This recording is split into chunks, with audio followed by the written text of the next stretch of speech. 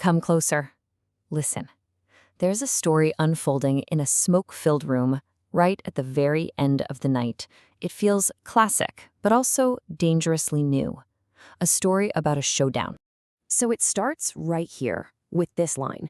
It's not some declaration of love, right? It's a statement of location. A hostile, lawless place where all the rules have just broken down. This isn't just a setting, it's a warning. So what happens when a relationship is framed not as a partnership, but as this high-stakes cinematic conflict? Today, we're going to deconstruct an aesthetic that blends two classic American genres to talk about a very, very modern kind of heartbreak.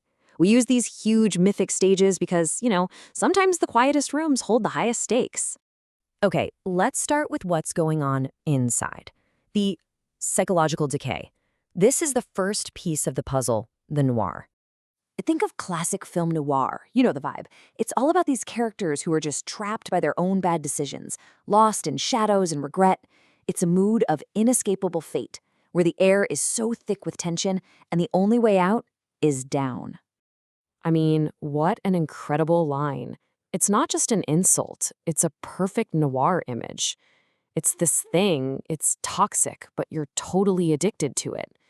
It's that sharp, sudden pain followed by a lingering, sickening haze. It hurts, but you just keep coming back. And that image, that drunk cigarette, it just perfectly captures the whole cycle. The feeling and the fight become the exact same thing, just repeating in a loop you can't break out of. Always at the end of the night when your defenses are down and the truth gets really, really ugly. And right here, this is where you can almost hear the mind just fracturing under all that pressure. These aren't complete sentences, they're fragments of a desperate internal monologue. You've got regret over words that created this impassable distance, pure confusion, a kind of fatalistic acceptance that this life is a lost cause. And then, finally, just a blunt, exhausted admission that it's over. Okay, so from that internal claustrophobic space, the whole thing just explodes outward. We leave that smoke-filled room and step right onto the dusty main street of a Western. And the parallels here? They're pretty striking. The iconography of the Western gives us the framework for this whole confrontation. So the empty street becomes this tense, suffocating room. That long, silent stare before the duel, that's the simmering, unspoken anger. And the quick draw, well, that turns into something else entirely. And there it is. Boom. That's the hand reaching for the holster. It's not some thought-out argument. It's just a raw, explosive burst of pure contempt. That word reset is just thrown in like this desperate attempt to rewind, to undo the damage. But it's way too late. The duel has already started.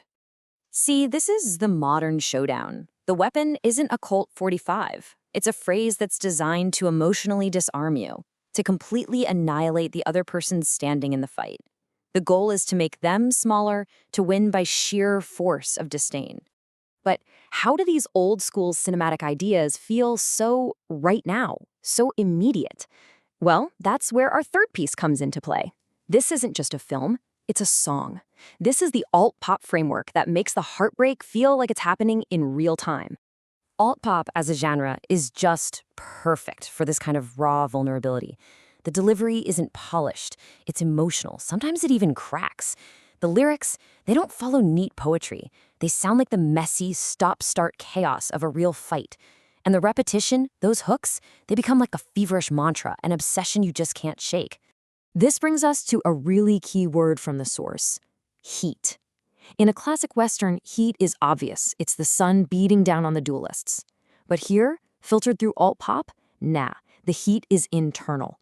It's the rising temperature of rage, of anxiety, of pure desperation. And this is the absolute peak of that emotional breakdown. This is where language just completely fails. All that's left is the raw feeling itself, repeated like a glitch, like a system overload. He can't even say what the problem is. He can just repeat its name. Heat, heat, heat. It's pure, unfiltered emotion, and it is devastatingly real.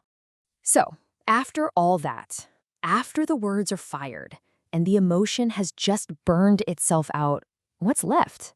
I mean, where do you even go from here? Well, the resolution is just as iconic as the genres it borrows from. It's the logical, cinematic, and utterly heartbreaking end to this kind of showdown. So really, this is the recipe for disaster, isn't it?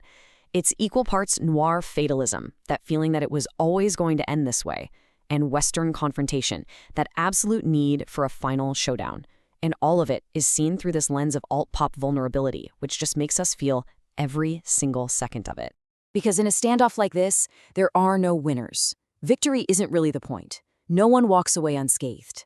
The goal isn't to win the territory, but to clear it, to force an exile. And it all leads to one final, unavoidable declaration.